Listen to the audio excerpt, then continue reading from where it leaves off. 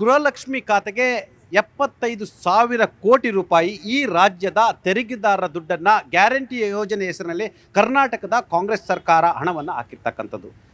Guarantee ಯೋಜನೆಯ ಅತಿದೊಡ್ಡ ದುರುಪಯೋಗ ಆಗಿದೆ ಅಂತೇಳಿ ಇದೀಗ ದೊಡ್ಡ ಮಟ್ಟದ ಸುದ್ದಿಯನ್ನು ಮಾಡ್ತಿರ್ತಕ್ಕಂಥದ್ದು.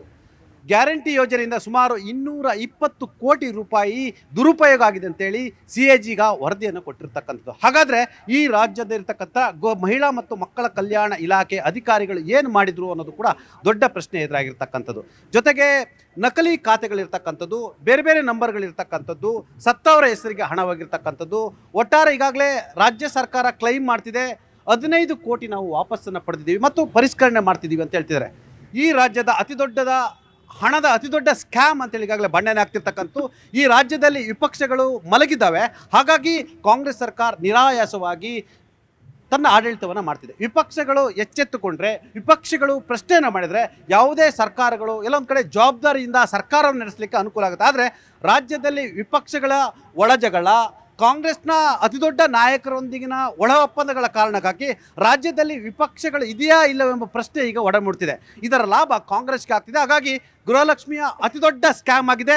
ನಿಜವಾಗ್ಲೂ ಕೂಡ ರಾಜ್ಯದಲ್ಲಿ ವಿಪಕ್ಷಗಳು ಬದುಕಿದೆ ಅಂತ ಹೇಳಿದರೆ ಜನರ ದುಡ್ಡನ್ನು, ಜನರ ತೆರಿಗೆ ದುಡ್ಡನ್ನು ಸ್ಕ್ಯಾಮ್ ಆಗಿದ್ರೆ ಆ ದುಡ್ಡನ್ನು ವಾಪಸ್ ತರಿಸುವಂಥದ್ದು ಮತ್ತು ತಪ್ಪು ಮಾಡಿದರೆ ಶಿಕ್ಷೆ ಕೊಡುವಂಥ ಕೆಲಸವನ್ನು ವಿಪಕ್ಷಗಳು ಮಾಡಬೇಕು. ಮಾಡ್ತಾವೆಲ್ಲ ನಮಗೆ ಗೊತ್ತಿಲ್ಲ. ಹಾಗಾದರೆ ಇದು ಅತಿದೊಡ್ಡ ದುರುಪಯೋಗದ ಬಗ್ಗೆ ನಾನೀಗ ಚರ್ಚೆಯನ್ನು ಮಾಡ್ತಿದ್ದೀನಿ. ನಮಗೆ ಇವತ್ತು ಗ್ಯಾರಂಟಿ ಸಮಿತಿಯ ಅಧ್ಯಕ್ಷರುಗಳು ಬಂದಿದ್ದಾರೆ. ಗ್ಯಾರಂಟಿ ಸಮಿತಿಯ GBA ಅಧ್ಯಕ್ಷರಾಗಿರ್ತಕ್ಕಂಥ ಕೃಷ್ಣಪ್ಪನವರು ಬಂದಿದ್ದಾರೆ. ವಕ್ತಾರರಾಗಿರ್ತಕ್ಕಂಥ ಸುಧೀಂದ್ರ ಅವರು ಬಂದಿದ್ದಾರೆ. ಮತ್ತು ದಕ್ಷಿಣ ಜಿಲ್ಲೆ, ಉತ್ತರ ಜಿಲ್ಲೆ ಮತ್ತು ಬೆಂಗಳೂರಿನ ಅಷ್ಟೂ ಜಿಲ್ಲೆಗಳ ಗ್ಯಾರಂಟಿ ಅಧ್ಯಕ್ಷರು ಬಂದಿದ್ದಾರೆ. ಭಾರತೀಯ ಜನತಾ ಪಕ್ಷದ ನಾಯಕರುಗಳು ಬಂದಿದ್ದಾರೆ. ಆಮ್ ಆದ್ಮಿ ಪಾರ್ಟಿಯ ಸತೀಶ್ ರವರು ಬಂದಿದ್ದಾರೆ. ಎಲ್ಲರ ಜೊತೆ ನಾನು ವಿಸ್ತೃತವಾಗಿ ಚರ್ಚೆ ಮಾಡ್ತೀನಿ. ಯಾವ ರೀತಿ ಮಿಸ್ಯೂಸ್ ಆಗಿದೆ ಮತ್ತು JDSನ ಅನೇಕ ಯುವ ನಾಯಕರುಗಳು ಬಂದಿದ್ದಾರೆ. ಒಟ್ಟಾರೆ ಯಾವ ರೀತಿ ಇದು ಮಿಸ್ಯೂಸ್ ಆಗಿದೆ ಅಂತೇಳಿ ನಾನು GBA ಅಧ್ಯಕ್ಷರ ಬಳಿ ನಾನು ಮಾತನಾಡ್ತಿದ್ದೀನಿ. ಬಹುಶಃ ಈ ರಾಜ್ಯದ ಅತಿದೊಡ್ಡ ಸ್ಕ್ಯಾಮ್ ಅಂತ ನಾನು ಹೇಳ್ತಾ ಇದ್ದೀನಿ. ಯಾಕಂತ ಹೇಳಿದ್ರೆ ಇದು ನಿಮ್ಮೆಲ್ಲರ ತೆರಿಗೆ ದುಡ್ಡು. ಈ ತೆರಿಗೆ ದುಡ್ಡು ಅನ್ಯಾಯ ಆಗಲಿಕ್ಕೆ ಬಿಡಬಾರ್ದು. ಬಹುಶಃ ವಿಪಕ್ಷಗಳು ಮಲಗಿದ್ರ ಕಾರಣಕ್ಕಾಗಿ ತಾವು ಲೂಟಿ ಹೊಡಿತಿದ್ದೀರಾ ಅಂತೇಳಿ ಪ್ರಶ್ನೆಯನ್ನು ಜನ ಮಾಡ್ತಾ ಇದ್ದಾರೆ. ಸ್ಪಷ್ಟವಾಗಿ ನಿರಾಕರಿಸ್ತೀನಿ. ಅದು ಶುದ್ಧ ಸುಳ್ಳು. ಇದಕ್ಕೆ ನಮ್ಮ ಡೈರೆಕ್ಟರು, ಮಹಿಳಾ ಮತ್ತು ಮಕ್ಕಳ ಇಲಾಖೆಯ ಡೈರೆಕ್ಟರು ಇದಕ್ಕೆ ಸ್ಪಷ್ಟೀಕರಣವನ್ನು ಕೊಟ್ಟಿದ್ದಾರೆ. ಯಾವುದೇ ಇದು ಗೋಲ್ಮಾಲ್ ಆಗಲಿಕ್ಕೆ ಸಾಧ್ಯನೇ ಇಲ್ಲ. ಯಾಕೆಂತಂದರೆ ಎಲ್ಲ DBT ಮುಖಾಂತರದಿಂದನೇ ಹೋಗೋದು, ಬ್ಯಾಂಕು ಮುಖಾಂತರನೇ ಹೋಗೋದು. ಹಂಗಿರುವಾಗ ಸಾಧ್ಯನೇ ಇಲ್ಲ. ನೋಡಿ, ಸ್ಪಷ್ಟೀಕರಣ ಇಲ್ಲೇ ಇದೆ, ನನ್ನ ಕೈನಲ್ಲೇ ಇದೆ. ಅದು ಸಾಧ್ಯನೇ ಇಲ್ಲ. ಅದೆಲ್ಲ ಸುಳ್ಳು. ಸುಮ್ಮನೆ ಅದನ್ನು ಹೇಳಿದ್ದಾರೆ ಹೊರತು ಯಾವುದೇ ಕಾರಣಕ್ಕೆ ಅದು ಸ್ಪಷ್ಟವಾದಂಥ CAG ರಿಪೋರ್ಟ್ಗೆ ಉತ್ತರ ಕೊಟ್ಟಿದ್ದಾರೆ. ಸ್ಪಷ್ಟೀಕರಣವನ್ನು ನಿನ್ನೆ ನೀಡಿದ್ದಾರೆ. ನನ್ನ ಕೈನಲ್ಲಿದೆ ಸ್ಪಷ್ಟೀಕರಣ ಕೊಟ್ಟಿರೋದು. ಅದರಿಂದ ಯಾವತ್ತೇ ಆಗಲಿ ನೋಡಿ, ಒಂದು ಸಣ್ಣ ಲೋಪ, ಒಂದು ಕಮಿಷನ್ನು ಕೂಡ ಇದರಲ್ಲಿ ಹೋಗೋಕ್ಕೆ ಸಾಧ್ಯನೇ ಇಲ್ಲ. DBT ಇದೆ, ECDS ಇದೆ, ಮತ್ತು KYT ಇದೆ. ಎಲ್ಲ ಥ್ರೂ ಖಜಾನೆ, ಥ್ರೂ DBS ಎಲ್ಲ ಕರೆಕ್ಟ್ವಾಗಿ ಹೋಗ್ತದೆ ವಿನಃ ಯಾವುದೇ ನೀವು ಹೇಳ್ತಾ ಇರ್ತಕ್ಕಂಥ ಮಾತು ಸ್ಪಷ್ಟವಾಗಿ ನಾವು ನಿರಾಕರಣೆ ಮಾಡ್ತೀನಿ ಸರ್ಕಾರದ ಪರವಾಗಿ. DBT ಅಂತ ಹೇಳಿದ್ರು, ಬ್ಯಾಂಕ್ ಖಾತೆ ಇಲ್ಲದವರು ಕೂಡ ಹಣ ಹೇಗೆ ಸಾಧ್ಯ? ಹೋಗಿಲ್ಲ, ಬ್ಯಾಂಕ್ ಖಾತೆ ಹೋಗಿಲ್ಲ. ಅದನ್ನೇ ಸ್ಪಷ್ಟೀಕರಣವನ್ನು ಕೊಟ್ಟಿದ್ದಾರೆ. ಏನಾಗಿದೆ, ಬ್ಯಾಂಕ್ ಖಾತೆ ಅದೇನಾಗಿದೆ, ಕೆಲವರು ಖಾತೆನ ಮೊದಲು ಒಂದು SBIನಲ್ಲಿ ಬ್ಯಾಂಕ್ ಖಾತೆನ ಅವ್ರು ಮಾಡ್ಕೊಂಡಿದ್ರು, ದುಡ್ಡನ್ನು ತಗೊಳ್ತಾ ಇದ್ರು.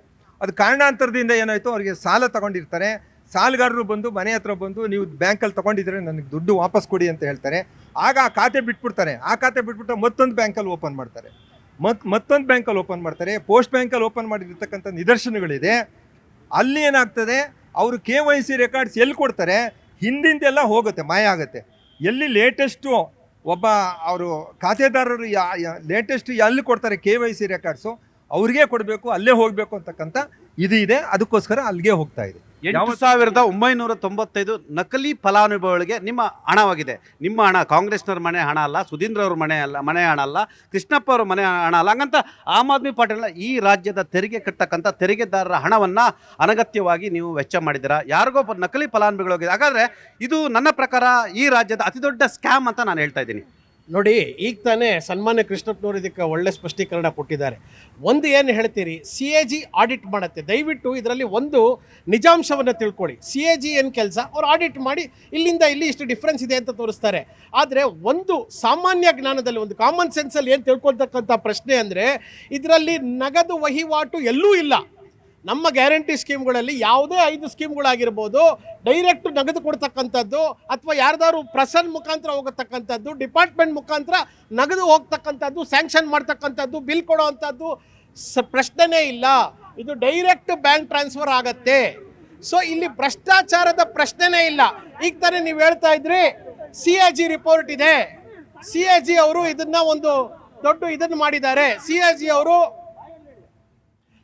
ಅವರು ನಿಮ್ಗೆ ತೋರಿಸಿದ್ದಾರೆ ಅಂತ. ಈ ದೇಶದಲ್ಲಿ CAG ಅವರು ನಮ್ಮನ್ನ ದಾರಿ ತಪ್ಪಿಸಿರ್ತಕ್ಕಂಥದ್ದು ವಸ್ತೇನಲ್ಲ. 2G ಹಗರಣ ಇರ್ಬೋದು, ಕೋಲ್ ಸ್ಕ್ಯಾಮ್ ಇರ್ಬೋದು, ಸಾವಿರಾರು ಹಗರಣಗಳಿದೆ ಅಂತ CAG ಹೇಳಿದ್ರು, ಒಂದು ಪ್ರೂವ್ ಆಗಲಿಲ್ಲ. ಸೊ ಹಂಗಾಗಿ CAG ಆಡಿಟ್ ಇರಲಿ, ಸತ್ಯಾಂಶದ ಪರವಾಗಿ ಸತ್ಯಾಂಶ ಯಾವಾಗಲೂ ಇರುತ್ತೆ. ಇವ್ರು ಹೇಳ್ತಿದ್ದಾರೆ ನೇರವಾಗಿ ಫಲಾನುಭವಿಗಳ ಖಾತೆಗೆ ಹಣ ಹೋಗ್ತಕ್ಕಂಥ ಮಧ್ಯವರ್ತಿಗಳಿಲ್ಲ ಕಾರಣಕ್ಕ ಇದು ಮಿಸ್ಯೂಸ್ ಆಗಲ್ಲ ಅಂತ ಹೇಳ್ತಾರೆ. ಎಸ್, ಅಫ್ಕೋರ್ಸ್ ಅವರು ಹೇಳ್ತಾರೆ. ಹಾಗಂತ ನೀವು ಅಧಿಕಾರಿಗಳು ಏನು ಮಾಡ್ತಿದ್ದಾರೆ ಅಂತೇಳಿ ಪ್ರಶ್ನೆ ಮಾಡಬೇಕು.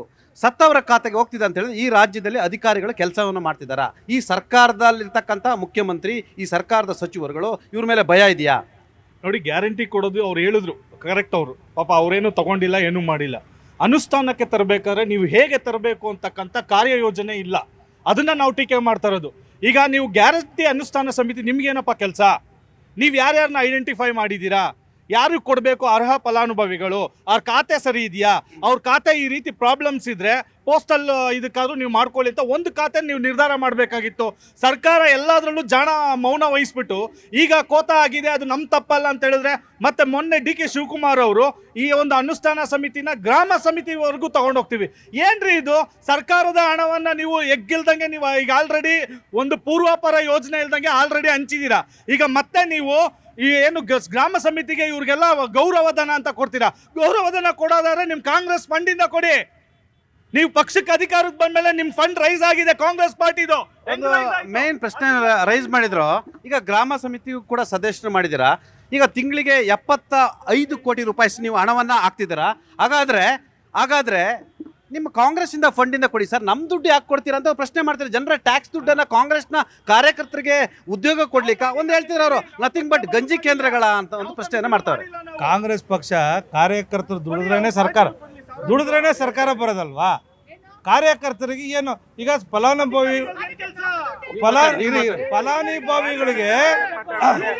ಫಲಾನುಭವಿಗಳಿಗೆ ಸರಿಯಾಗಿ ಮುಟ್ಬೇಕು. ಸರ್, ನಾವು ಮಾತಾಡ್ಲಿಲ್ಲ, ನಾವು ಮಾತಾಡ್ತಾ ಇದೀವಿ. ನಮಗೆ ಗ್ರಾಮ ಸಮಿತಿಗಳು, ವಾರ್ಡ್ ಸಮಿತಿಗಳು ಮಾಡ್ತಾ ಇರೋದು ಏನಕ್ಕೆ? ಫಲಾನುಭವಿಗಳು ಮುಟ್ಸ್ಬೇಕು, ಡೋರ್ ಟು ಡೋರ್ ಹೋಗ್ಬೇಕು ಅಂತ. ನಾವೇನು ಕಾಸು ಇಟ್ಕೊಂಡು ಅವ್ರ ಮನೆಗೆ ಹೋಗಲ್ಲ, ಅಕೌಂಟ್ ಅವ್ರ ಮನೆಗೆ ಹೋಗುತ್ತೆ ಸರ್. ನಾವೇನು ದುಡ್ಡು ಇಟ್ಕೊಂಡು ಅವ್ರ ಮನೆಗೆ ಹೋಗ್ತೀವ? ಸರಿಯಾಗಿ ಫಾಲೋ ಅಪ್ ಮಾಡಬೇಕು ಅವ್ರ ಸರ್. ಅವ್ರಿಗೆ ಸರ್ ಮನೆಗೂ ಇರೋರು ಫಲಾನುಭವಿಗಳು ಸ್ಥಳೀಯವಂತ ವೋಟರ್ಸ್ ತಲುಪಬೇಕು ಅಂತೇಳಿ ನಮ್ಮ ಕಾಂಗ್ರೆಸ್ ಸರ್ಕಾರ, ಕಾಂಗ್ರೆಸ್ ಕಾರ್ಯಕರ್ತರಿಂದ ಬಂದಿರೋ ಸರ್ಕಾರ, ಕಾರ್ಯಕರ್ತರ ಜವಾಬ್ದಾರಿ ಕೊಟ್ಟಿದೆ ಸರ್ಕಾರ. ತಪ್ಪೇನು ಸರ್? ಕಾಂಗ್ರೆಸ್ ಕಾರ್ಯಕರ್ತರಿಂದ ಬಂದಿರತಕ್ಕಂಥ ಸರ್ಕಾರ ಕಾಂಗ್ರೆಸ್ ಕಾರ್ಯಕರ್ತರಿಗೆ ಜವಾಬ್ದಾರಿ ಕೊಡೋದ್ರಲ್ಲಿ ಏನು ತಪ್ಪು ಅಂತ ಹೇಳ್ತಾರೆ. ಬರೀ ಕಾಂಗ್ರೆಸ್ ಸರ್ಕಾರ, ಕಾಂಗ್ರೆಸ್ ಅವ್ರು ಮಾತ್ರ ಓಟ್ ಹಾಕಿದ್ರ? ಬಿಜೆಪಿ ಅವ್ರು ಯಾರು ಓಟ್ ಹಾಕಿಲ್ವಾ? ಬೇರೆ ಪಕ್ಷದವ್ರು ಯಾರು ಓಟ್ ಹಾಕಿಲ್ವಾ? ಈ ಸರ್ಕಾರ ನಿಮ್ದು ಬರೋವಾಗ ಒಂದ್ ನಿಮಿಷ ಸರ್ಕಾರ ನನಗ್ ಬೇಡ ರೀ, ಅದು ನನಗ್ ಬೇಡ. ನಾನ್ ಕೇಳೋದೊಂದೇ ಸರ್, ಇವರು ಒಂದ್ ನಿಮಿಷ ರೀ, ಗ್ಯಾರಂಟಿ ಅನುಷ್ಠಾನ ಸಮಿತಿಲಿ ಇಷ್ಟು ಮೆಂಬರ್ಗಳು ಕರ್ಕೊಂಡ್ ಬಂದು ನಿಲ್ಸಿದಿರಲ್ಲ, ನಿಮ್ಮ ಕಾಂಗ್ರೆಸ್ ಅವ್ರ ಫಂಡ್ ಇಂದ ದುಡ್ಡು ಕೊಡಿ. ಟ್ಯಾಕ್ಸ್ ಅವ್ರ ದುಡ್ಡು ಏನಕ್ಕೆ ಕೊಡ್ತೀರಾ? ಅನೌನ್ಸ್ ಮಾಡ್ಬೇಕಾದ್ರೆ ಕಾಕಾ ಪಾಟೀಲ್ ನಿನ್ಗೋ ಫ್ರೀ, ಮಹದೇವಪ್ಪ ನಿನ್ಗೋ ಫ್ರೀ. ಯಾವ ಫ್ರೀ ರೀ? ಅಲ್ಲ, CAG ಇನ್ವೆಸ್ಟಿಗೇಷನ್ ಸುಳ್ಳ. Yes sir. ಸರ್, ಇವಾಗ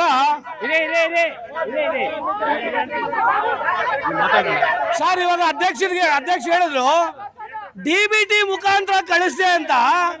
ಆ DBT 19,000 ಜನಕ್ಕೆ ಹೋಗೋದು ಒಂದೇ ಒಂದು ಅಕೌಂಟ. ನೀವು ಅವಾಗಲೇ ಒಂದು ಮಾತು ಹೇಳಿದ್ರಿ, ವಿರೋಧ ಪಕ್ಷಗಳು ಮಲಗಿದ್ಯಾ ಅಂತ. ವಿರೋಧ ಪಕ್ಷಗಳು ಮಲಗಿಲ್ಲ. ವಿರೋಧ ಪಕ್ಷಗಳು ಸಂಬಂಧಪಟ್ಟ ಇಲಾಖೆಗೆ, ಶರವಣ್ಣ ಇರ್ಬೋದು, ಮಹೇಶ್ ತೆಂಗಿನಕಾಯಿ ಅವ್ರು ಇರ್ಬೋದು, ಅವ್ರು ಈಗಾಗಲೇ ಸರ್ಕಾರದ ಗಮನ ಹರಿಸುವಂತ ಕೆಲಸವನ್ನ ಮಾಡಿದೆ. ಆದ್ರೆ ಕಾಂಗ್ರೆಸ್ ಪಕ್ಷದವರು ಇಷ್ಟು ಅನ್ಯಾಯ ಆಗೋದಕ್ಕೆ 10 ಲಕ್ಷಕ್ಕೂ ಹೆಚ್ಚು ಡಬಲ್ ಖಾತೆ ಇರುವಂತವು, ಒಂದಕ್ಕಿಂತ ಹೆಚ್ಚು ಹಣ ಇರುವಂತವು. ನೀವು ಬೆಂಗಳೂರು ನಗರ ಒಂದರಲ್ಲೇ 1,15,000 ಅಕೌಂಟು, ಒಂದು ಖಾತೆಗಿಂತ ಹೆಚ್ಚಾಗ ಇರೋದು. ದಯಮಾಡಿ ನಾವು ಸರ್ಕಾರ ಆಜ್ಞೆ ಮಾಡ್ತೀವಿ, ಫಸ್ಟ್ ಈ ಏನು ಇವರು ಕಮಿಟಿಯವರು ಇದಾರಲ್ಲ ಇದನ್ನ ಕಿತ್ತು ಅಂಗನವಾಡಿಯವರು BBMP ಅವರು ಆಶಾ ಕಾರ್ಯಕರ್ತರು ಕನ್ನಡ ಮತ್ತೆ ಸಾಹಿತ್ಯ ಕನ್ನಡ ಸಂಸ್ಕೃತಿ ಇಲಾಖೆಗೆ ಬರ್ತಾರೆ. ಪಾಪ ಸಂಬಳ ಇಲ್ಲ ಅವ್ರಿಗೆ, 2,000 3,000 5,000 ತಗೊಂಡು ಸಾಯ್ತವ್ರೆ. ಯಾಕ್ರಿ ಕೊಡ್ಬೇಕು ಇವ್ರಿಗೆಲ್ಲ ಕಾಂಗ್ರೆಸ್ ಕಾರ್ಯಕರ್ತರಿಗೆ? ಅವ್ರ ಕೈ ಬಲಪಡಿಸಿ 10 ಲಕ್ಷ ಎಷ್ಟಕ್ಕೂ ಜನ ಡಬಲ್ ಖಾತೆ ಅಂತವ್ರೆ. ದಯಮಾಡಿ ಇವ್ರು ಏನ್ ಬಂದವ್ರಲ್ಲ ಇವ್ರು ಸಮರ್ಥ್ಯಕ್ಕೆ ಬಂದಿರೋದು. ಕಳೆದ ವಾರ ನೀವೇ ಡಿಬೇಟ್ ಮಾಡಿದ್ರಿ, ಇವರೆಲ್ಲ ಬಂದಿರೋದು ಇವ್ರ ಸ್ಥಾನ ಉಳಿಸ್ಕೊಳಕ್ ಬಂದಿದ್ದಾರೆ. ರೇಷನ್ ಕಾರ್ಡ್ ಇಂದ ಎಲ್ಲಾನು ಕ್ಯಾನ್ಸಲ್ ಮಾಡಿದ್ರ, ಇನ್ನ ಏನ್ ಮಾಡ್ಬೇಕು ನೀವು? ನಿಂತ್ಕೊಳ್ರಿ, ಸಾಕು ನಿಂತ್ಕೊಳ್ರಿ. ನಿಮ್ ಸರ್ಕಾರದಿಂದ ಸೆಂಟ್ರಲ್ ನೀವು ತಾನೇ ಇದ್ದೀರಾ, ತಂದ್ಕೊಡ್ಬೇಕಾಗಿತ್ತು ರೇಷನ್. ಸರ್, ಬಿಜೆಪಿ ಇರ್ಲಿ, JDS ಅವ್ರಲಿ, ಆಮ್ ಆದ್ಮಿ ಪಾರ್ಟಿ ಇರ್ಲಿ, ಅವರು ಬೆನಿಫಿಷಿಯರಿ ಆಗಿರ್ತಾರೆ. ಕಾಂಗ್ರೆಸ್ ವೋಟರ್ಗಿಂತ ಅವರೇ ಜಾಸ್ತಿ ಜನ ಇದ್ದಾರೆ ಅದರಲ್ಲಿ. ಮೇಡಮ್, ಗುರುಲಕ್ಷ್ಮಿ ಹಣ ದುರುಪಯೋಗ ಆಗಿದೆಯಾ? ಖಂಡಿತ ಇಲ್ಲ ಸರ್. ಇದನ್ನ ಖಂಡಿತವಾಗಿ ನಾವು ನಿರಾಕರಿಸ್ತೀವಿ. ಕೆರೆಯ ನೀರನ್ನು ಕೆರೆಗೆ ಚೆಲ್ಲಿ ಅನ್ನೋ ರೀತಿ ಸರ್, ಅವರೊಬ್ಬರೇ ತೆರಿಗೆದಾರರಲ್ಲ, ನಾವು ತೆರಿಗೆದಾರರೇ. ಕೆರೆ ನೀರನ್ನ ಕೆರೆಗೆ ಚೆಲ್ಲಿ ಅನ್ನೋ ತರ ಜನರ ದುಡ್ಡನ್ನ ನಾವು ಜನರಿಗೆ ಕೊಡ್ತಾ ಇದ್ದೀವಿ. ಯಾವುದೇ ರೀತಿ ಹಗರಣ ಆಗ್ಲಿ, ಸ್ಕ್ಯಾಮ್ ಆಗ್ಲಿ ಆಗಿಲ್ಲ ಅಂತ ನಾನು ಹೇಳಿಕ್ ಬಯಸ್ತೇನೆ. ಸರ್, ಈಗ ನೋಡಿ, ಡೆಮಾಕ್ರಸಿ ಪ್ರಿನ್ಸಿಪಲ್ಸ್ ಏನಿದೆ, ಡೆಮಾಕ್ರಸಿ ಪ್ರಿನ್ಸಿಪಲ್ಸ್ ಪ್ರಕಾರ ಈಗ ಅಧಿಕಾರ ಒಂದು ಕಡೆ ಕೇಂದ್ರೀಕೃತವಾಗಬಾರ್ದು ಸರ್. ಅದನ್ನ ಒಂದು ಎಫೆಕ್ಟಿವ್ ಇಂಪ್ಲಿಮೆಂಟೇಷನ್ಗೆ ಪ್ರತಿ ವಾರ್ಡಲ್ಲೂ ನಮ್ಮ ರೆಪ್ರೆಸೆಂಟೇಟಿವ್ಸ್ ಇರಬೇಕು. ಇಲ್ಲಿರೋದು ಡೈರೆಕ್ಟ್ ಬ್ಯಾಂಕ್ ಟ್ರಾನ್ಸ್ಫರ್ ಇರೋದ್ರಿಂದ ಯಾವುದೇ ಒಂದು ಅಧಿಕಾರಿದೇ ಆಗಲಿ, ಇಲ್ಲ ಗ್ಯಾರಂಟಿ ಸಮಿತಿಯವ್ರದ್ದೇ ಆಗಲಿ, ಯಾವುದೇ ಒಂದು ಕೈವಾಡ ಇಲ್ಲ. ಇಲ್ಲಿ ನಾವು ಶ್ರಮಪಟ್ಟು ಪ್ರತಿದಿನ ಮನೆಗೂ ನಾವು ನಮ್ಮ ಸ್ವಂತ ದುಡ್ಡಿಂದ ನಾವು ಹೋಗ್ತಾ ಇದೀವಿ. ಒಂದ್ ನಿಮಿಷ ಅಲ್ಲ, ಮನೆಗೆ ನಾವು ನಮ್ಮ ಸ್ವಂತ ಖರ್ಚಿಂದ ಹೋಗ್ತಾ ಇದೀವಿ. ಏನಕ್ಕೆ ಅಂತಂದ್ರೆ, ಒಂದ್ ನಿಮಿಷ ಸರ್, ಮಾತಾಡಕ್ ಅವಕಾಶ ಕೊಡಿ. ನೋಡಿ, ಪ್ರತಿ ಮನೆಗೂ ನಾವು ಭೇಟಿ ಕೊಡ್ತಾ ಇದೀವಿ. ಯಾರಿಗೆ ಸಿಕ್ಕಿಲ್ಲ, ಯಾರಿಗೆ ಸಿಕ್ಕಿದೆ, ಮತ್ತೆ ಯಾರಿಗೆ ಏನ್ ಸಮಸ್ಯೆ ಆಗ್ತಾ ಇದೆ, ಬ್ಯಾಂಕ್ ಅಕೌಂಟ್ ಸಮಸ್ಯೆನಾ ಅಥವಾ ಅದು ಅಕೌಂಟ್ ಟ್ರಾನ್ಸ್ಫರ್ ಆಗ್ತಾ ಇದೆಯಾ, ಪೋಸ್ಟ್ ಆಫೀಸ್ಗೆ ಟ್ರಾನ್ಸ್ಫರ್ ಆಗ್ತಾ ಇದೆಯಾ ಅನ್ನೋ ಮಾಹಿತಿ ಪಡ್ಕೊಂತಾ ಇದೀವಿ. ನಾವು ಒಂದ್ ನಿಮಿಷ, ನಾವು ಮಾಡ್ತಾ ಇರೋದು ಸೇವೆ. ನಾವು ಅವ್ರು ಕೊಡ್ತಾ ಇರೋವಂತ ಯಾವುದೇ ಒಂದು ಗೌರವಧನಕ್ಕೆ ನಾವು ಬಂದವರಲ್ಲ.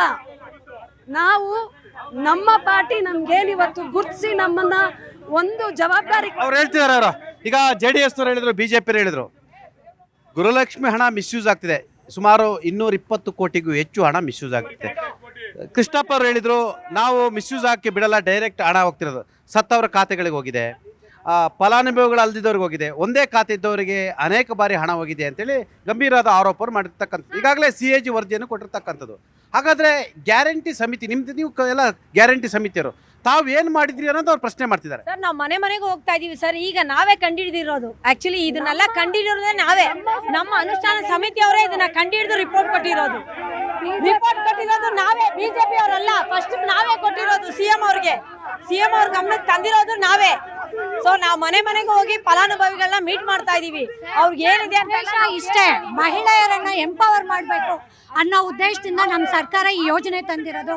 ಈ ಯೋಜನೆಯಿಂದ ಇಡೀ ರಾಜ್ಯದಲ್ಲಿ BJPಯವರು ಇರ್ಬೋದು, ದಳದವರು ಇರ್ಬೋದು, ಆಮ್ ಆದ್ಮಿ ಇರ್ಬೋದು, ಎಲ್ಲ ಮಹಿಳೆಯರು ಈ ಯೋಜನೆಯ ಫಲಾನುಭವಿಗಳಾಗಿದ್ದಾರೆ, ಸಂಸಾರ ಕಟ್ಕೊಂಡಿದ್ದಾರೆ, ಉದ್ಯೋಗ ಅವಕಾಶಗಳು ಹೆಚ್ಚಿಗೆ ಆಗಿದೆ, ಶಕ್ತಿ ಯೋಜನೆ ದಾಖಲೆ ಆಗಿದೆ. ಸರ್, ನೀವು ಹೋಗಿ ಹೆಣ್ಮಕ್ಳನ್ನ ಕೇಳಿ, ಇರ್ರೆಸ್ಪೆಕ್ಟಿವ್ ಆಫ್ ಪಾರ್ಟಿ, ನೀವು ಸಾರ್ವಜನಿಕರನ್ನ ಕೇಳಿ, ಫಲಾನುಭವಿಗಳನ್ನ ಕೇಳಿ, ಅವ್ರ ದಂತಕಥೆಗಳನ್ನ ಹೇಳ್ತಾರೆ. ಸರ್, ಈ ಯೋಜನೆಯಿಂದ ಹೆಣ್ಮಕ್ಳು ಎಷ್ಟು ಅವ್ರ ಪ್ರಶ್ನೆ ಅದೇನಿಲ್ಲ, ಯೋಜನೆಯನ್ನ ಅವ್ರು ವಿರೋಧಿಸಲ್ಲ. ಯಾಕೆ ಗೊತ್ತಾ, ಈಗ BJP ಇವರು ಅವ್ರಕಂದ್ರೆ ಆಮೇಲೆ ವಿರೋಧಿಸಕ್ಕೆ ಅವರಿಗೆ ರೈಟ್ಸ್ ಇಲ್ಲ.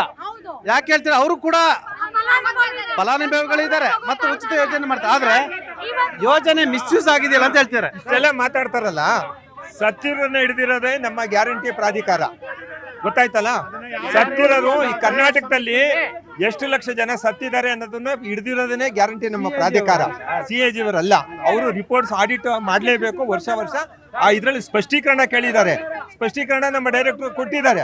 ಇವ್ರು ಇಷ್ಟೆಲ್ಲ ಮಾತಾಡ್ತಾವ್ರಲ್ಲ, ನಾವು ಕರ್ನಾಟಕದಿಂದ ಏನು ತೆರಿಗೆ GST ನಾವು ಕಟ್ತೀವಲ್ಲ, GST ಕಟ್ತೀವಲ್ವಾ, ಬರೀ 13 ಪೈಸಾ ಮಾತ್ರ ಬರ್ತದೆ. ಮಿಕ್ಕಿದ ದುಡ್ಡು ಇವರು ಕೊಡ್ಸಕ್ಕಾಗಲ್ವಾ? ಲೀಡರ್ಗಳು ಕೊಡ್ಸಕ್ಕಾಗಲ್ವಾ? ಬಾದಾಯಿ ದುಡ್ಡು ಬಂದಿಲ್ಲ, ಕಳಸಾ ಬಂಡೂರಿ ದುಡ್ಡು ಬಂದಿಲ್ಲ, ಏನು ಬರಲ್ಲ. ನಾವು ಯಾರು ನಂಬರ್ GDP ನಲ್ಲಿ ನಾವು second largest state in India, ಗೊತ್ತಾಯ್ತಲ್ಲ. ಈ ತರ ಇರುವಾಗ ಆಮೇಲೆ ನೀವು ಪರ್ ಕ್ಯಾಪಿಟಲ್ ಇನ್ಕಮ್ ಕರ್ನಾಟಕದ ಎಷ್ಟು ಗೊತ್ತಾ? ಈ ಗ್ಯಾರಂಟಿ ಕೊಟ್ಟಾದ್ಮೇಲೆ 4,33,000 ರೂಪಾಯಿ ವರ್ಷಕ್ಕೆ ಪರ್ ಕ್ಯಾಪಿಟಲ್ ಇನ್ಕಮ್ ಒಬ್ಬೊಬ್ರದ್ದು ತಲಾ ಇದು. ಆದ್ರೆ ಇಂಡಿಯಾದು 2,74,000 ಯಾವ್ದು ಜಾಸ್ತಿ?